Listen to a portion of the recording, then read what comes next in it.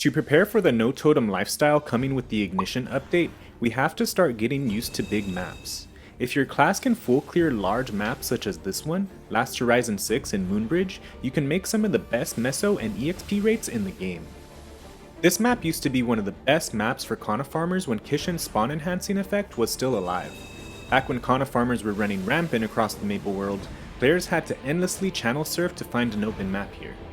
An expert Kana farmer could make almost 1.2 billion mesos an hour if they were full clearing. There are even some shadowers in GMS who can full clear this map on totem spawn rate, but even without a totem, you can make some gnarly rates here on many classes. In this video, I'll be showing you my LH6 rotation and the amount of mob kills you can pull in this map. If you don't know me, my name is MapleBinch. Well, that's not my legal name, but you can still call me that. I stream MapleStory live on twitch.tv and have recently been making YouTube content about the no totem lifestyle. Make sure to check out the Twitch stream and subscribe to the YouTube channel if you want to stay up to date with all the no totem techniques. I've trained 2 shadowers on this account without a totem before they announced that wild totems were being removed from the cash shop. I have a lot of experience with many maps, but none compared to the rates that I got while I was here at LH6. Be warned, I am using a vac pet in this map to loot so that I can show you the max possible rates you can get in this map. Hopefully vac pets will be released in the cash shop soon, but until then, I still think this map is fully lootable without one. I've seen my friend Jake, who you might know from the Elecro game stream, farm this map on his shadower and fully loot it without a vac pet. I know a lot of you have been commenting asking for no vac pet tips, so maybe we can do a video about that soon. For this map, I place Dark Flare on the top right side. While Dark Flare is doing its thing, I go in an L-shaped rotation to clear the rest of the mobs, but it's all W's from here. I start with the first spawn wave at the bottom right. I use Cruel Stab along the bottom of the map, and then use Shadow Assault upwards when I get to the left. Using Shadow Assault and Meso Explosion will ideally clear the entire left side of the map. When the next spawn wave comes, use Trick Blade and Meso Explosion while dropping down. When you get to the bottom of the map, you can make your way back to the right using Cruel Stab and Meso Explosion. Rinse and repeat this process until Dark Flare is about to come off of cooldown.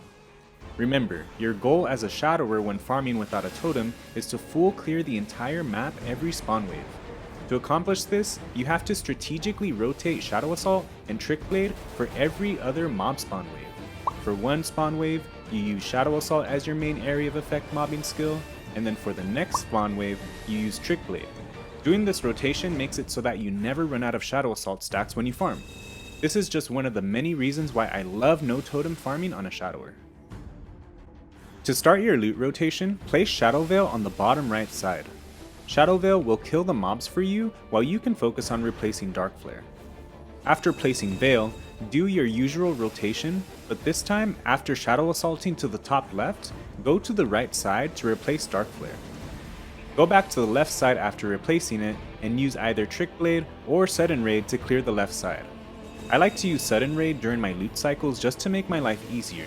This makes it so I can quickly go back to reposition my character at the bottom right side so I can start my rotation again. Also, if you're using a vac pet, make sure to climb on the rope on the bottom right whenever you get a chance.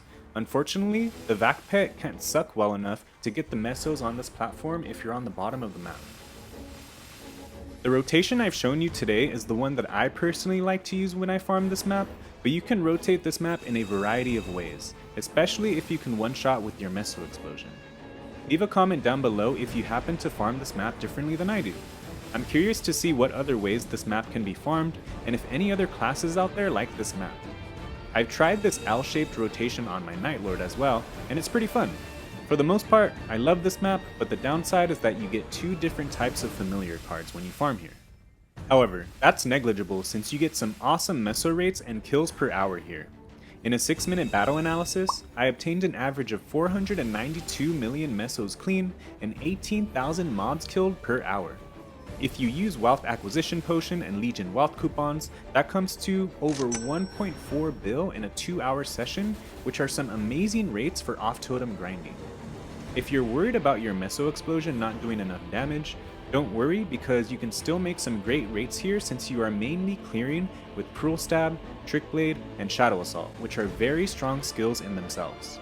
As you get more Arcane Force, level up, and obtain more node stones, you'll eventually be strong enough to one-shot with Meso Explosion in this map. I believe in you. If you made it to the end of the video, I really appreciate it. Remember to like and comment on the video if this helped you out in any way. If you want to ask me questions in real time, remember to check out the Twitch stream, twitch.tv/MapleBinch. It's a great way to connect with me and get help from the community. We have 2 major events coming up, the Cube Sale for Black Friday and the Shining Star Force event in December. Put this map to good use as we all panic farm for those last minute games. Good luck with the farming journey and best of luck with your RNG on the events. Later, bench.